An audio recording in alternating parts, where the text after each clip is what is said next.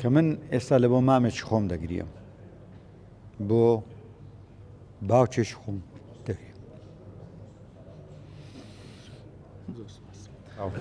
پێم وابێ هەفتەک ینی 15 ڕۆژ پێش ئێستا تۆ لە لای مامۆستا خەلیل بوو.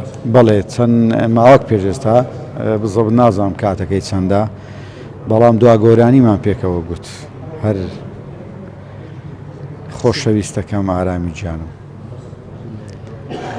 خۆشەویستەکەم ئارامی گیانم بینەیدی دە و هیوای ژیانم چیتە لە سەرچی کەوتووی بەقینە تەنیا جێت هێشت و لە چۆڵی ژینە.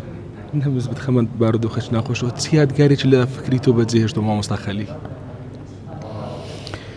ئێمە بەڕاستی کۆمەڵێک مامۆستا هەیە، ینی هەم ناویان هەم شووناسیان وەکو هەویەیەکی نیشتیمانی ئێمەن بەڕاستی، کە من ئێستا لە بۆ مامێکی خۆم دەگریم بۆ باوکێکی خۆم دەگریم.